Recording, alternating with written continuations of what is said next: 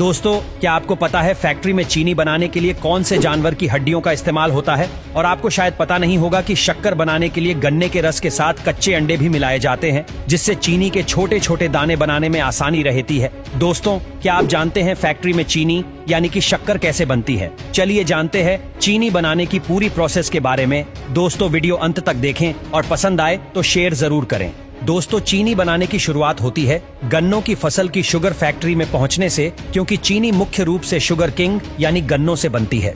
इसलिए ट्रक या ट्रॉली में लोड करके गन्ने फैक्ट्री में पहुंचते हैं, जहां पर उन्हें क्रेन मशीन की सहायता से अनलोड किया जाता है यानी उतारा जाता है और इसे श्रेडर मशीन में भेजते हैं। ये मशीन कुछ ही समय में गन्नों को कट करके बारीक फाइबर में बदल देता है, लेकिन यह है उसका जूस नहीं निकालता है। अब जो फाइबर हमें मिला है, इस फाइबर को लाइन से एक के बाद एक लगी रूरल मिल के बीच में से गुजारते हैं, जिससे फाइबर में मौजूद एक एक बूंद जूस को निकाल लिया जाता है। 2-3 रोलर से गुजरने के बाद इसमें गर्म पानी डालकर फिर से रूरल की बीच में से गुजरती है। इस तरह से 99% तक जूस निकल जाता है। अब इस फाइबर को मशीन की सहायता से छानकर अलग कर लेती है, जिसे बगासे कहते हैं। लेकिन यह बगासे वेस्ट नहीं होता, बल्कि इसी जलाकर ही फैक्ट्री की सारी ऊर्जा और बिजली बनाई जाती है। इस तरह से फैक्ट्री ऊर्जा के लिए आत्मनिर्भर हो जाती है। अब इस प्रोसेस से निकले जूस को छानकर बड़े बड़े टैंक में इकट्ठा कर लेते हैं, जिसे हम रॉ जूस कहते हैं। अब इस रॉ जूस को लैब टेस्ट के लिए भेजते हैं, जहां पर उसका केमिकल कंपोजिशन और शुगर कंटेंट चेक किया जाता है।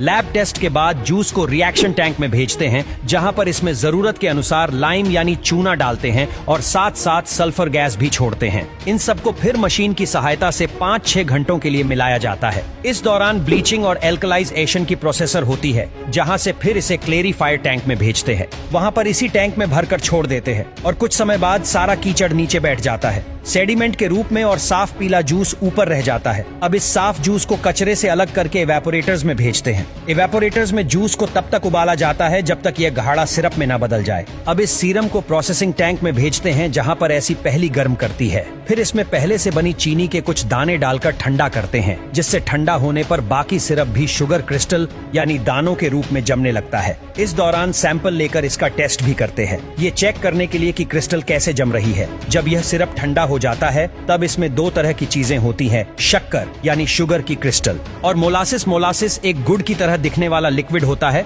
लेकिन यह गुड़ नहीं होता। अब इस सिरप को सीरीज में लाइन से लगी सेंट्रीफ्यूज मशीन में डालते हैं। ये मशीन 1 मिनट में 1000 से 2000 बार घूमती है। इस मशीन में एक बारी छनी लगी होती है, जिससे शुगर के क्रिस्टल बाहर नहीं निकल सकते, लेकिन मोलासिस बाहर निकल जाता है। पर इस मोलासिस भी कुछ शुगर के क्रिस्टल रह जाती है, इसलिए इस मोलासिस को भी 2-3 बार सेंट्रीफ्यूज मशीन से गुजारते हैं, जिससे ज्यादातर शुगर के क्रिस्टल निकल जाए। अब इन शुगर क्रिस्टल को इकट्ठा करके कन्वेयर की सहायता से ड्राइवर में भेजती है, जहां पर इसी हल्के गर्म वातावरण में सुखाया जाता है। अब हमें हल्के भूरे रंग की यानी ब्राउन कलर की शुगर यानी चीनी मिल जाती है, जिससे लो शुगर कहते हैं। लेकिन अभी यह उस तरह की सफेद नहीं होती, जिससे सफेद चीनी का इस्तेमाल हम लोग करते हैं। उसे रिफाइंड शुगर कहते हैं। रो शुगर से रिफाइंड शुगर बनाने के लिए रो शुगर को डिस्टिल्ड वाटर यानी पानी में अच्छी तरह से घोल लेते हैं, ताकि सारे क्रिस्टल अच्छे से घुल जाए। फिर उसे सैंड एंड ग्रेवल फिल्टर से गुजारते हैं, जो इसमें मौजूद रेत और कंकड़ आदि को छानकर अलग कर देता है। वहां से फिर इसे डिक्लेरेशन टैंक में भेजते हैं,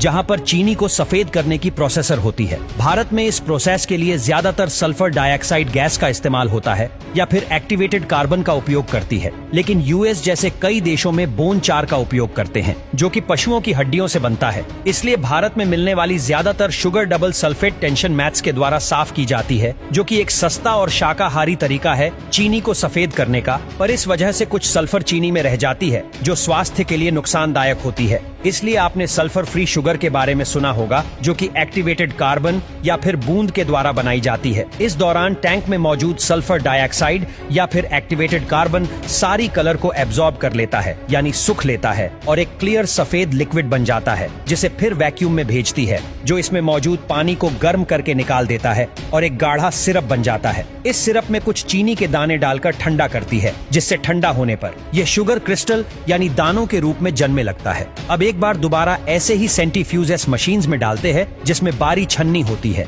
जिनसे चीनी यानी शुगर के क्रिस्टल नहीं निकल सकते, लेकिन पानी और मॉरिशस की बचे हुए पार्टिकल्स निकल जाते हैं, क्योंकि यह मशीन बहुत तेजी से घूमती है, जिस कारण सेंट्रीफ्यूगल फोर्स जनरेट होता है और सिर्फ व्हाइट शुगर क्रिस्टल यानी सफेद चीनी के दाने रह जाती है, जिसे फिर घूमते हुए रोटेटिंग ड्राइवर मशीन में भेजते हैं, जो इसमें मौजूद नमी को अलग कर देता है और जो शुगर की स्थल यानी दाने आपस में चिपकी रहती है उन्हें भी अलग कर देता है। फिर इसे बड़ी बड़ी वाइब्रेट करती हुई छानियों के द्वारा छानकर इसे स्टोरेज टैंक में भेजते हैं, जहां पर हजारों टन शुगर को रखा जाता है, जहां से फिर इससे ऑटोमेटिक फीलिंग मशीन के द्वारा प्लास्टिक बैग्स यानी में भरती जाती है और इसके ऊपरी सिरे को सीकर पैक कर देती है, जहां से फिर से ट्रांसपोर्ट किया जाता है।